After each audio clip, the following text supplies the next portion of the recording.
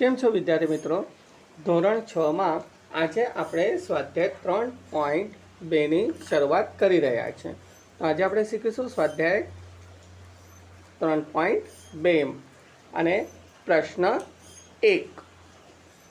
પ્રશ્ન 1માં પહેલો પ્રશ્ન છે, કોઈ પણ બે એકી સંખ્યાનો સરવાળો અને બેકી સંખ્યાનો સરવાળો શું મળે?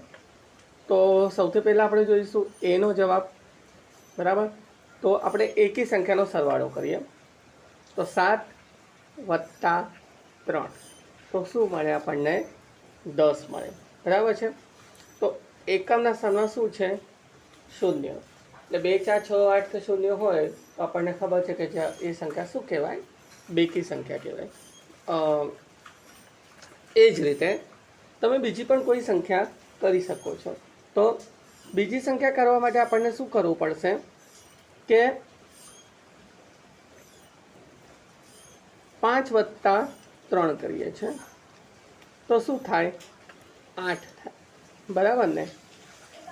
તો કેવી રીતે થાય? 8 5 ને 3 8 થઈ ગયા 8. બરાબર, તો આ પણ શું મળી? આપણને બે એકી સંખ્યા છે અને એકી સંખ્યાનો આપણે સરવાળો કર્યો તો આપણને બેકી સંખ્યા મળી ગઈ છે. બરાબર છે. તો બી છે કે બેકી સંખ્યાનો સરવાળો. એ બેકી સંખ્યા એટલે તમને બધાને ખબર હશે કે 2 + 4 તો શું થશે? 4 અને 2 6. બરાબર, તો આ રીતે આ બેકી સંખ્યા થઈ ગઈ. તો આના પરથી આપણે એવું કહી શકીએ છીએ કે એનો જવાબ શું આવશે? એકી સંખ્યાનો સરવાળો શું હોય? બેકી સંખ્યા થાય. બરાબર, અને બીનો જવાબ પણ શું હશે? કે બેકી સંખ્યા જ થાય. બરાબર, એટલે એકી સંખ્યાનો સરવાળો પણ બેકી સંખ્યા થાય અને બેકી સંખ્યાનો સરવાળો પણ બેકી સંખ્યા થાય. તો અહીંયા આપણો પ્રશ્ન 1 પૂરો થાય છે. પ્રશ્ન 2 છે, નીચે જણાવેલ વાક્યોના સાચા કે ખોટા તે જણાવો. પહેલું વાક્ય છે, 3 એકી સંખ્યાનો સરવાળો બેકી સંખ્યા છે. તો આ વિધાન ખોટું છે. બરાબર. બી છે, બેકી સંખ્યા અને 2 એકી સંખ્યા અને 1 બેકી સંખ્યાનો સરવાળો બેકી સંખ્યા જ હોય તો સાચો છે. આગળ ત્રીજો, સી, 3 એકી સંખ્યાનો ગુણાકાર એકી સંખ્યા હોય તો આ પણ જવાબ સાચો છે. ડી, જો બેકી સંખ્યાને 2 વડે ભાગવામાં આવે તો ભાગાકાર હંમેશા એકી સંખ્યા મળે. બરાબર છે. તો આ ખોટું છે, કારણ કે 2 વડે આપણે ભાગીશું તો આપણને જવાબ બેકી સંખ્યા જ મળે, એકી સંખ્યા ન મળે. ઈ, બધી સંખ્યા એકી સંખ્યા છે. માફ કરજો, બધી અવિભાજ્ય સંખ્યા એકી સંખ્યા છે. તો ના, આ પણ ખોટું છે, કારણ કે એવું પોસિબલ જ નથી કે બધી જ અવિભાજ્ય સંખ્યા એકી સંખ્યા જ હોઈ શકે. બરાબર છે, એટલે આનો પણ જવાબ ખોટો છે. આગળ છે એફ, અવિભાજ્ય સંખ્યાને અવયવ હોતા નથી. આ પણ ખોટું છે, અવિભાજ્ય સંખ્યાને પણ અવયવ હોય છે. જી, 2 અવિભાજ્ય સંખ્યાનો સરવાળો હંમેશા બેકી સંખ્યા જ હોય. તો આ પણ ખોટું છે. 2 અવિભાજ્ય સંખ્યાનો સરવાળો બેકી સંખ્યા ના હોય, એકી સંખ્યા પણ હોઈ શકે. બરાબર. એચ, 2 એ એકમાત્ર બેકી અવિભાજ્ય સંખ્યા છે. તો આ વિધાન સાચું છે. આઈ, બધી બેકી સંખ્યા વિભાજ્ય સંખ્યા છે. ખોટું. બધી જ બેકી સંખ્યા આ વિભાજ્ય જ હોઈ શકે એવું કંઈ જરૂરી નથી. અને જે બે બેકી સંખ્યાનો ગુણાકાર હંમેશા બેકી સંખ્યા જ હોય તો આ જવાબ સાચો છે. તો વિદ્યાર્થી મિત્રો, અહીંયા આપણે પ્રશ્ન 2માં ખરા ખોટા જોઈ ગયા છે. હવે આપણે જોઈશું પ્રશ્ન ક્રમાંક 3. પ્રશ્ન ક્રમાંક 3 જે છે એ આ પ્રમાણે છે.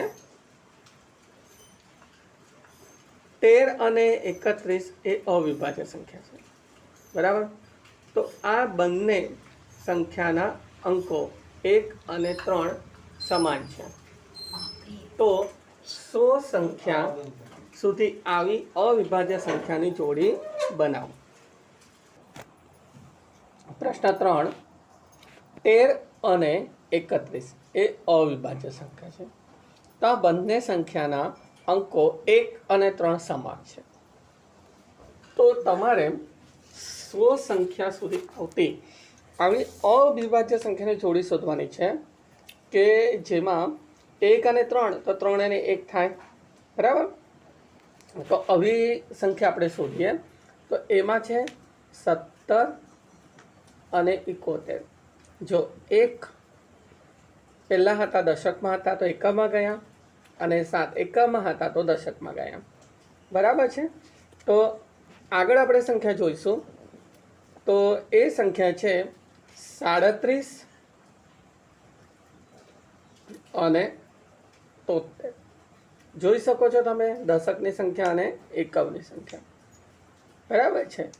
પછી છે 79 અને 97. જોઈ શકો છો તમે એકમની સંખ્યા અને દશકની સંખ્યા, બરાબર. તો આપણે કઈ કઈ 4 સંખ્યા શોધી? એક તો 13, 31, 17, 71, 37, 73 અને 79, 97, બરાબર. તો અહીંયા આપણો પ્રશ્ન 3 પૂરો થાય છે. પ્રશ્ન 4 છે 20 થી નાની અવિભાજ્ય અને વિભાજ્ય સંખ્યા અલગ શોધો. એટલે આપણે અલગ કાઢવાની છે. તમારી પાસે પાઠ્યપુસ્તકમાં આ ચિત્ર તમને દેખાશે જ, બરાબર છે. તો આમાં હું તમને આજે બતાવી રહ્યો છું કે 20 થી નાની વિભાજ્ય અને અવિભાજ્ય સંખ્યા કઈ. તો તમને બધાને ખબર જ હશે કે જેના ઉપર ગોલ કરેલો છે એ બધી જ સંખ્યા શું છે? અવિભાજ્ય. અને જેના પર ચેકડી કરી છે એ બધી સંખ્યા વિભાજ્ય છે, બરાબર. તો હવે આપણે એનો જવાબ લખીશું.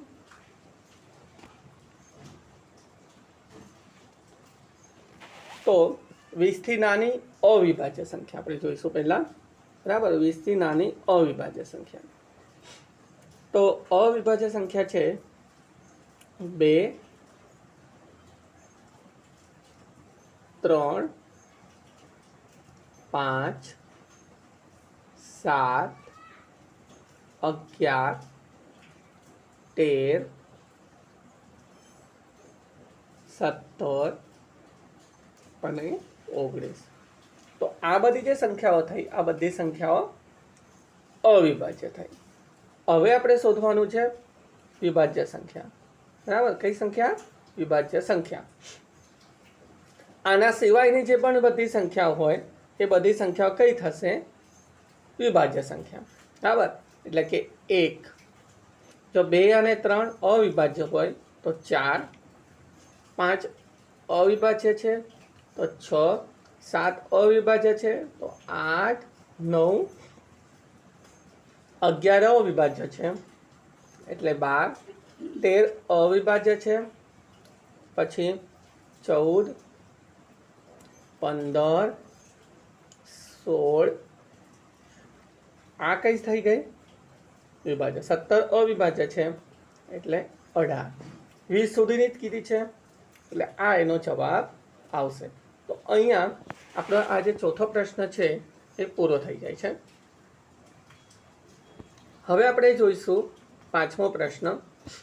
પાંચમો પ્રશ્ન એવો છે કે 1 અને 10ની વચ્ચે સૌથી મોટી અવિભાજ્ય સંખ્યા કઈ છે? બરાબર.